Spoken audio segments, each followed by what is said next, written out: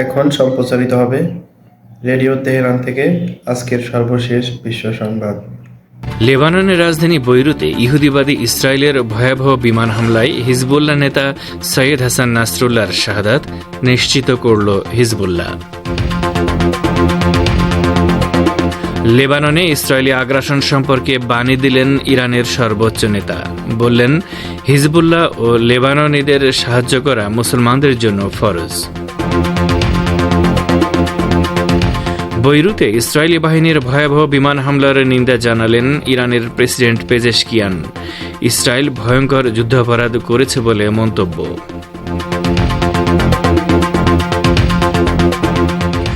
এবং ফিলিস্তিনি জনগণকে ইসরায়েলি বর্বরতা থেকে রক্ষা করতে অবিলম্বে গাজায় যুদ্ধবিরতি কার্যকর করতে বিশ্ব নেতাদের আহ্বান জানালেন ড. মোহাম্মদ ইউনুস।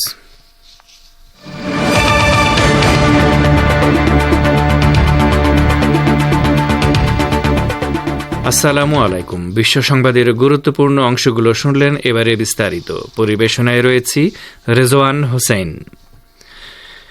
ইহুদিবাদী ইসরায়েলের ভয়াবহ বিমান হামলায় লেবাননের ইসলামী প্রতিরোধ আন্দোলন হিজবুল্লাহর মহাসচিব সৈয়দ হাসান নাসরুল্লাহ শহীদ হয়েছেন। ইন্না লিল্লাহি ওয়া ইন্না ইলাইহি রাজিউন। হিজবুল্লাহর পক্ষ থেকে আজ হাসান নাসরুল্লাহর শাহাদাতের খবর নিশ্চিত করা হয়েছে। গতকাল সন্ধ্যায় ইহুদিবাদী ইসরায়েল লেবাননের রাজধানী বৈরুতের দক্ষিণ উপকণ্ঠের দাহিয়ে এলাকায় কয়েকটি বেসামরিক ভবনে যে ভয়াবহ বিমান হামলা চালিয়েছে তাতে শহীদ হন হাসান নাসরুল্লাহ। হিজবুল্লাহ আজ বিকেলে এক বিবৃতিতে বলেছে, মহানবী হজরত মোহাম্মদ সাল্লাল্লাহু আলাইহি ওয়াসাল্লাম এবং কারবালায় শহীদদের নেতা ইমাম হুসেইন আলাইহিসসালামের পথ ধরে ইসলামী প্রতিরোধ আন্দোলনের কর্ণধার সৈয়দ হাসান নাসরুল্লাহ শহীদ হওয়ার গৌরব অর্জন করেছেন এবং মহান আল্লাহর সান্নিধ্যে চলে গেছেন। হিজবুল্লাহ তাদের বিবৃতিতে বলেছে, শহীদ হাসান নাসরুল্লাহর পথ ধরে সংগঠনের যোদ্ধারা শত্রুদের বিরুদ্ধে লড়াই অব্যাহত রাখবেন এবং গাজার জনগণের প্রতি সমর্থনের পাশাপাশি লেবাননের সম্মানিত জনগণকে রক্ষার জন্য সব ধরনের আত্মত্যাগে প্রস্তুত রয়েছে। বিবৃতিতে আরও বলা হয়েছে, যখন সংগঠনের কোনো নেতা শহীদ হবেন তখন নতুন প্রজন্মের অন্য কোনো নেতা দিয়ে সেই শূন্যস্থান পূরণ করা হবে এবং দৃঢ়ভাবে ইহুদিবাদী শত্রুদের বিরুদ্ধে ততক্ষণ পর্যন্ত লড়াই অব্যাহত থাকবে যতক্ষণ পর্যন্ত না অধিকৃত ভূমি থেকে ইহুদিবাদীরা নিশ্চিহ্ন হয়। লেবাননের ইসলামী প্রতিরোধ আন্দোলন হিজবুল্লাহর মহাসচিব সৈয়দ হাসান নাসরুল্লাহর শাহাদাতের ঘটনায় গভীর শোক ও সমবেদনা প্রকাশ করেছে ইসলামী প্রজাতন্ত্র ইরান। তেহরান বলেছে, হাসান নাসরুল্লাহর শাহাদাতের পরও সংগ্রামের পথ অব্যাহত থাকবে। ইরানের পররাষ্ট্র মন্ত্রণালয়ের মুখপাত্র নাসের কানানি আজ সামাজিক মাধ্যম এক্স পেজে দেয়া এক পোস্টে বলেন, হাসান নাসরুল্লাহর এই সম্মানিত পথে সংগ্রাম অব্যাহত থাকবে। তিনি আরও বলেছেন, ইনশাল্লাহ আল কুদস মুক্ত করার বিষয়ে হাসান নাসরুল্লাহর পবিত্র লক্ষ্য বাস্তবায়ন করা হবে। গতকাল ইহুদিবাদী ইসরায়েল লেবাননের রাজধানী বৈরুতের দক্ষিণ উপকণ্ঠে 6টি বেসামরিক ভবনে ভয়াবহ বোমা হামলা চালায়। এতে হিজবুল্লাহ মহাসচিব সৈয়দ হাসান নাসরুল্লাহ শহীদ হন। বিষয়টি আজ বিকেলে আনুষ্ঠানিক বিবৃতির মধ্য দিয়ে হিজবুল্লাহ নিশ্চিত করেছে। এদিকে হিজবুল্লাহর পক্ষ থেকে সৈয়দ নাসরুল্লাহর শাহাদাতের খবর নিশ্চিত করার কিছুক্ষণ আগে ইরানের সর্বোচ্চ নেতা হজরত আয়াতুল্লাহিল উজমা ইমাম খামেনেই এক গুরুত্বপূর্ণ বাণী দিয়েছেন। তার বাণীতে বলা হয়েছে, লেবাননের প্রতিরক্ষাহীন বেসামরিক জনগণের উপর হত্যাযোগ্য ইহুদিবাদী ইসরায়েলের উন্মাদ কুফরদের পাশবিক চরিত্রকে আবারও সবার কাছে স্পষ্ট করেছে। বাণীতে তিনি সৈয়দ নাসরুল্লাহর শাহাদাতের প্রতি ইঙ্গিত না করেই বলেন, এসব হত্যাযজ্ঞ বা গণহত্যা দখলদার ইহুদিবাদী শাসকদের সংকীর্ণ দৃষ্টি ও নির্বুদ্ধিতাপূর্ণ নীতিরও প্রমাণ তুলে ধরেছে। ইহুদিবাদী অপরাধীরা জেনে রাখুক, তারা লেবাননের ইসলামী প্রতিরোধ আন্দোলন হিজবুল্লাহর দুর্ভেদ্য কাঠামোর ওপর বড় ধরনের কোনো আঘাত হানার মতো শক্তিমান হওয়ার চেয়ে অনেক দুর্বল অবস্থায় রয়েছে। এই অঞ্চলের প্রতিরোধের সমস্ত শক্তি হিজবুল্লাহর পাশে রয়েছে ও এর পৃষ্ঠপোষকতা করছে। এই অঞ্চলের ভাগ্য নির্ধারণ করবে প্রতিরোধ বাহিনীগুলো এবং এর অগ্রভাগে রয়েছে মাথা উঁচু করে দাঁড়ানো হিজবুল্লাহ। ইরানের সর্বোচ্চ নেতা তার বাণীর শেষাংশে বলেন, নিজেদের সব শক্তি ও উপায় উপকরণ নিয়ে লেবাননের গৌরবান্বিত হিজবুল্লাহ ও দেশটির জনগণের পাশে দাঁড়ানো এবং দখলদার জালিম ও খবিস এই শাসক গোষ্ঠীর সঙ্গে সংঘাতে তাদেরকে সাহায্য করা সব মুসলমানের জন্য অবশ্য পালনীয় কর্তব্য বা ফরজ। সাইয়েদ হাসান নাসরুল্লাহর শাহাদাতের ঘটনায় ইরানের প্রেসিডেন্ট একটি বার্তা দিয়েছেন। ওই বার্তায় ডক্টর পেজেশকিয়ান বলেছেন, লেবাননের হিজবুল্লাহর মহাসচিব মুসলমানদের অহংকার এবং জিহাদ ও প্রতিরোধের প্রতীক শহীদ সাইয়েদ হাসান নাসরুল্লাহ তার দীর্ঘদিনের স্বপ্ন পূরণ করেছেন, অর্থাৎ শাহাদাতের সর্বোচ্চ স্তরে পৌঁছেছেন। তিনি বলেন, তার বীরত্ব, সাহসিকতা এবং নিরন্তর প্রচেষ্টার কথা বর্ণনা করার মতো শব্দ অপ্রতুল। পৃথিবীর সকল নির্যাতিত, নিপীড়িত মানুষের হৃদয় প্রচণ্ডভাবে দগ্ধ। দাহিয়ায় 6 অক্টোবর সন্ধ্যায় ইহুদিবাদীদের সন্ত্রাসী হামলা এবং প্রতিরোধ শক্তির বিশিষ্ট ব্যক্তিদের অনুপস্থিতি, বিশেষ করে হিজবুল্লাহর শীর্ষ নেতা শহীদ সৈয়দ হাসান নাসরুল্লাহর অনুপস্থিতি প্রতিরোধের পবিত্র বৃক্ষকে আগের চেয়ে শক্তিশালী করে তুলবে এবং সৈয়দ হাসান নাসরুল্লাহর নামটি চিরকাল ইসলামের ইতিহাসে উজ্জ্বল হয়ে থাকবে। এদিকে তিনি শুক্রবার রাতে এক বার্তায় বলেন, আজ বৈরুতের দাহিয়ে এলাকায় ইহুদিবাদী বাহিনীর হামলা ছিল একটি ভয়ঙ্কর যুদ্ধাপরাধ, যাতে ইসরায়েলের রাষ্ট্রীয় সন্ত্রাসবাদী চরিত্র আবার বিশ্ববাসীর সামনে প্রমাণিত হল। শুক্রবার বৈরুতের দক্ষিণ উপকণ্ঠের দাহিয়ে এলাকায় অন্তত 6টি আবাসিক ভবনে বোমা হামলা চালিয়ে মাটির সঙ্গে মিশিয়ে দেয় ইহুদিবাদী বিমান বাহিনী। এতে অন্তত 8 জন নিহত ও 80 জনের বেশি মানুষ আহত হন। পেজেশকিয়ান তার বার্তায় নিহতদের পরিবারবর্গের পাশাপাশি লেবাননের সরকার ও জনগণের প্রতি শোক ও সমবেদনা জানান। তিনি বলেন, ইরান ইহুদিবাদী ইসরায়েলের এই অপরাধযজ্ঞের বিরুদ্ধে ব্যবস্থা নেবে এবং লেবাননের জনগণ ও প্রতিরোধ অক্ষের পাশে থাকবে।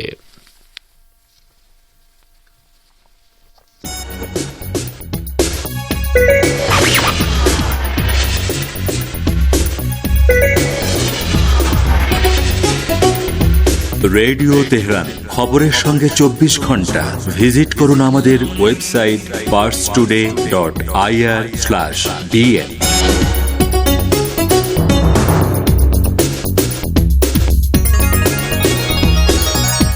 ফিরে আসি বিশ্ব সংবাদে।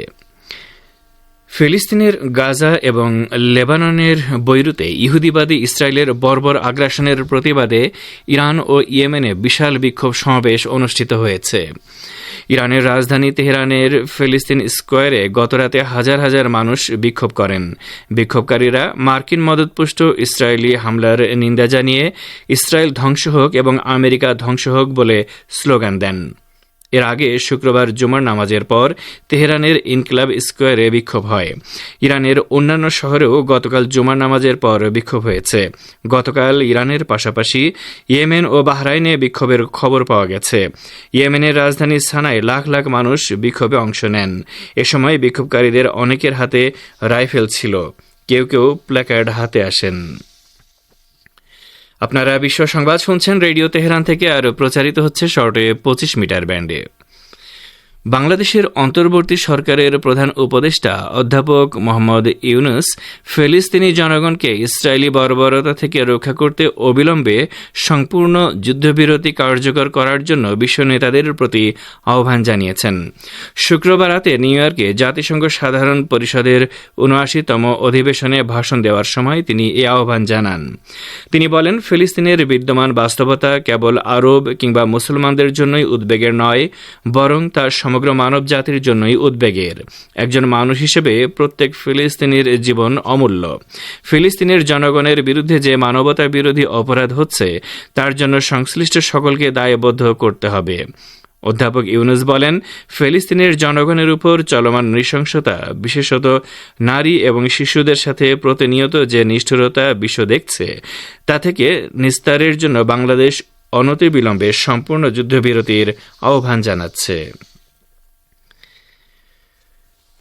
নির্বাচনী বন্ডের মাধ্যমে চাঁদা নেয়ার অভিযোগে ভারতের কেন্দ্রীয় অর্থমন্ত্রী নির্মলা সীতারামনের বিরুদ্ধে এফআইআর দায়ের করার নির্দেশ দিয়েছে আদালত। কর্ণাটকের জনাধিকার সংঘর্ষ সংগঠনের পক্ষ থেকে আদর্শ আয়ার নামে এক ব্যক্তি বেঙ্গালুর একটি আদালতে নির্মলার বিরুদ্ধে অভিযোগ এনেছিলেন। তারই পরিপ্রেক্ষিতে আজ এই নির্দেশ দেওয়া হয়েছে। আদালতের ওই নির্দেশের পরেই প্রধানমন্ত্রী নরেন্দ্র মোদীর মন্ত্রিসভার সদস্য নির্মলার ইস্তফা দাবি করেছেন কর্ণাটকের মুখ্যমন্ত্রী সিদ্দারামাইয়া। লেবাননের ইসলামী প্রতিরোধ আন্দোলন হিজবুল্লাহর যোদ্ধারা ইহুদিবাদী ইসরায়েলের পুরো উত্তরাঞ্চল জুড়ে ব্যাপকভাবে রকেট হামলা চালিয়েছে। হিজবুল্লাহর যোদ্ধারা ইসরায়েলি সামরিক বাহিনীর বিমান ঘাঁটিগুলো এবং বহু অবৈধ ইহুদি বসতির লক্ষ্য করে এসব হামলা চালায়। শুক্রবার ইহুদিবাদী ইসরায়েল মার্কিন নির্মিত F-35 জঙ্গি বিমানের সাহায্যে লেবাননের রাজধানী বৈরুতের দক্ষিণে দাহিয়ে এলাকায় ভয়াবহ আগ্রাসন চালিয়ে 6টি বেসামরিক ভবন সম্পূর্ণ উড়িয়ে দেওয়ার পর হিজবুল্লাহ যোদ্ধারা এই হামলা চালাল। হিজবুল্লাহ এক সংক্ষিপ্ত বিবৃতিতে জানিয়েছে, তারা এক ঝাঁক ফাদি-3 ক্ষেপণাস্ত্র দিয়ে আজ সকালে রামাত ডেভিড সামরিক বিমান ঘাঁটিতে হামলা চালিয়েছে। এর পাশাপাশি পশ্চিম গ্যালিলি অঞ্চলের কাবরি ইহুদি বসতিতেও ক্ষেপণাস্ত্র হামলার কথা নিশ্চিত করেছে হিজবুল্লাহ। এদিকে ইয়েমেনের হুথি আনসারুল্লাহ প্রতিরোধ আন্দোলন বলেছে, লেবাননের বিরুদ্ধে ইহুদিবাদী ইসরায়েলের সর্বশেষ আগ্রাসন মধ্যপ্রাচ্যে সর্বাত্মক যুদ্ধের দরজা খুলে দিয়েছে। শুক্রবার ইসরায়েলি যুদ্ধবিমান থেকে লেবাননের রাজধানী বৈরুতের দক্ষিণ শহরতলির দাহিয়ে এলাকায় ব্যাপকভাবে হামলা চালানো হয়, যার ফলে ভয়াবহ বিস্ফোরণে পুরো এলাকা কেঁপে ওঠে। এসব হামলায় অন্তত 8 জন নিহত এবং প্রায় 80 জন আহত হয়েছেন। হামলা প্রসঙ্গে আনসারুল্লাহ এক বিবৃতিতে বলেছে, দক্ষিণ শহরতলির ঘনবসতিপূর্ণ বেসামরিক এলাকাকে লক্ষ্যবস্তু করে দখলদার ইসরায়েল নজিরবিহীন বর্বরতা চালিয়েছে। এতে আরও বলা হয়, ইসরায়েলি শত্রুরা পশ্চিমা ও আমেরিকার সীমাহীন সমর্থন ছাড়া অপরাধ করে যেতে পারত না। বিবৃতিতে বলা হয়েছে, সাম্প্রতিক অভিযানে ব্যবহৃত অস্ত্রগুলো নিশ্চিত করছে যে আমেরিকা বেসামরিক মানুষের রক্তপাতের পরিপূর্ণ অংশীদার। আর এরই সাথে শেষ করছি রেডিও তেহরান থেকে আপাতত বিশ্ব সংবাদ।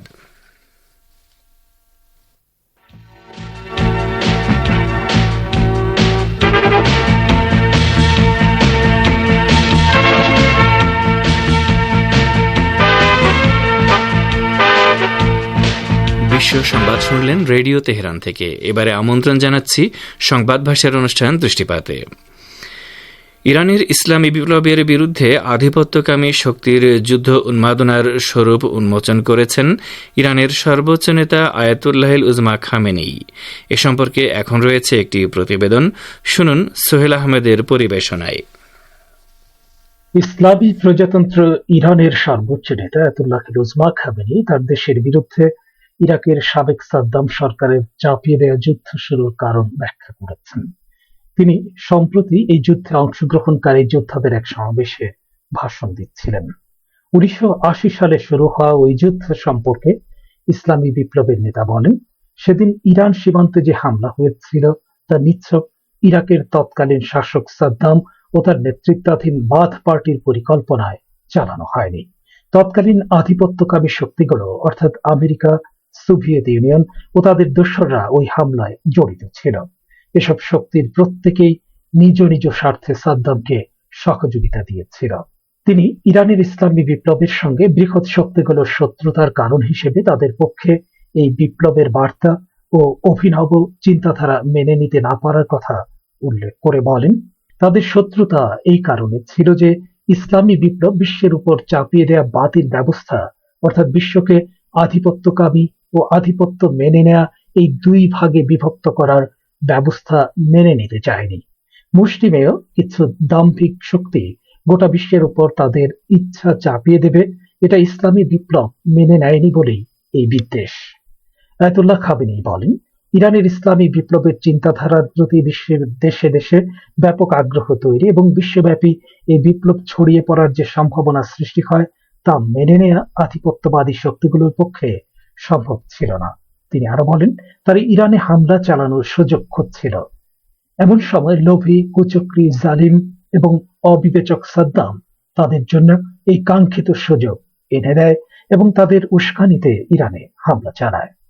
সারা বিশ্বের সঙ্গে তেহরানের শত্রুতা পোষণ করে বলে ইরানের অভ্যন্তরে কিছু মানুষ যে কথা বলে, সেই কথার জবাবে তিনি বলেন, তারা যদি বিশ্বের সঙ্গে ইরানের রাজনৈতিক ও অর্থনৈতিক সম্পর্ক ছিন্ন করার দাবি করে থাকে তাহলে তা অবাস্তব। কারণ ইরান এ ধরনের সম্পর্ক ছিন্ন করেনি, বরং যেসব দেশের সঙ্গে ইরানের ঘনিষ্ঠ সম্পর্ক রয়েছে সেসব দেশে বিশ্বের অর্ধেকের বেশি জনসংখ্যা বসবাস করে।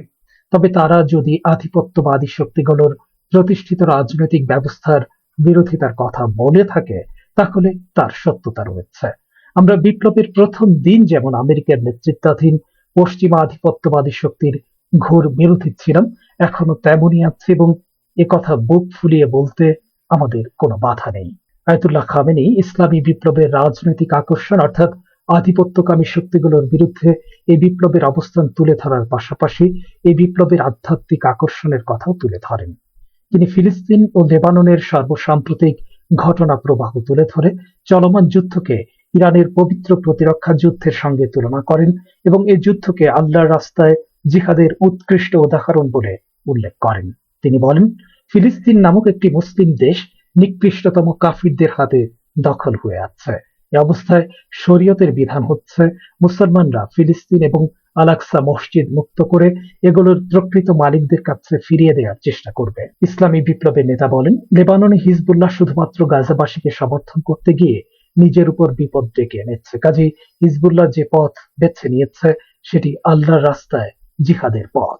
তিনি ফিলিস্তিন ও লেবাননের চলমান যুদ্ধকে আরো একটি দিক দিয়ে পবিত্র প্রতিরক্ষা যুদ্ধের সঙ্গে তুলনা করেন। তিনি বলেন, চলমান যুদ্ধেও কাফির ও নাপাক শক্তির কাছে অত্যাধুনিক সমরাস্ত্রের বিশাল ভান্ডার রয়েছে, আর ইহুদিবাদী শত্রুকে পৃষ্ঠপোষকতা দেওয়ার জন্য আমেরিকা এক পায়ে দাঁড়িয়ে রয়েছে।